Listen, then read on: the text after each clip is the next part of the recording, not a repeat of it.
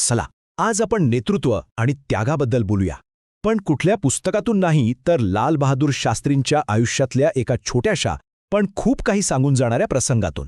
हा किस्सा ऐकल्यावर कळेल की खरी महानता कशात असते। आपल्या कथेची सुरुवात होते ती या प्रार्थनेने। हा फक्त एक श्लोक नाहीये, तर हे एक आवाहन आहे शहाणपणासाठी, योग्य मार्गासाठी। आणि शास्त्रीजींची गोष्ट सुरू करायला ह्यापेक्षा चांगलं दुसरं काही असूच शकत नाही, नाही का? चला आता आपण थेट इतिहासात जाऊया। विचार करा त्या काळाचा, भारताच्या स्वातंत्र्य लढ्याचा काळ, जेव्हा प्रत्येक व्यक्तीचा प्रत्येक श्वास फक्त आणि फक्त स्वातंत्र्यासाठी होता।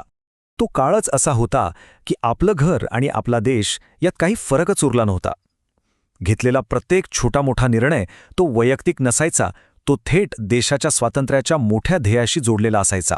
आणि अशाच एका वळणावर जेव्हा लाल बहादूर शास्त्रींना अटक होणार होती, तेव्हा त्यांनी आपल्या आईकडे खूप वेगळी एक विचित्र विनंती केली।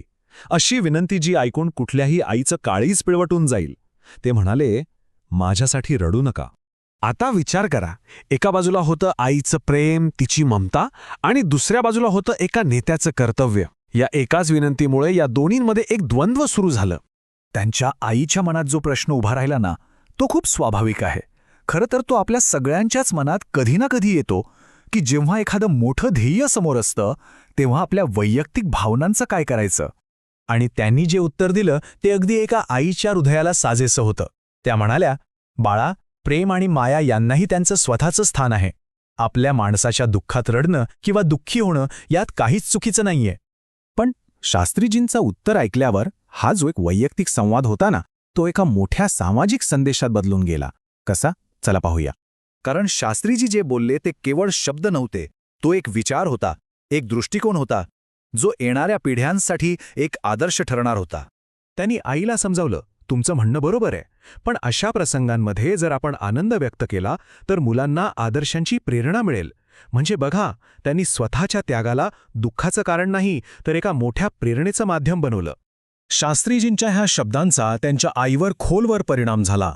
त्यांच्या मनात एक नवीन विचार आला आणि त्यांनी ठरवलं की आपलं दुःख बाजूला सारून एका मोठ्या ध्येयाचा भाग व्हायचं। आणि मग काय झालं? पहिलं म्हणजे त्यांना आपल्या मुलाच्या विचारांमधलं शाणपण कळलं। दुसरं, त्यांनी स्वतःच्या वागण्यात बदल केला। आणि तिसरं, त्यांनी स्वतः इतरांसाठी एक आदर्श घालून दिला। म्हणजे त्या फक्त मुलाचं ऐकल्या नाहीत, तर स्वतः त्या आदर्शाचा एक भाग बनल्या। त्यांनी आपल्या मुलाचे शब्द स्वीकारून येणाऱ्या पिढीसमोर एक उदाहरण ठेवलं। त्यांची ही एक कृती फक्त त्यांच्या कुटुंबापुरती मर्यादित राहिली नाही, तर संपूर्ण समाजासाठी एक संदेश बनली की खरा त्याग नेमका असतो तरी काय। आणि खरं सांगायचं तर ह्या छोट्याशा संवादातच खऱ्या महानतेचं रहस्य दडलेलं आहे।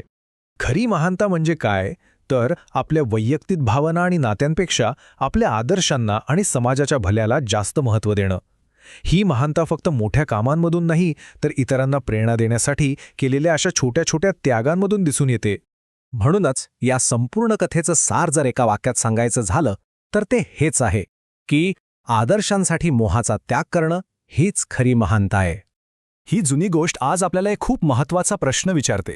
आजच्या काळात असे कोणते आदर्श आहेत ज्यासाठी आपण आपला वैयक्तिक स्वार्थ, आपल्या भावना थोड्या बाजूला ठेवू शकतो? विचार करण्यासारखा प्रश्न आहे, नाही का?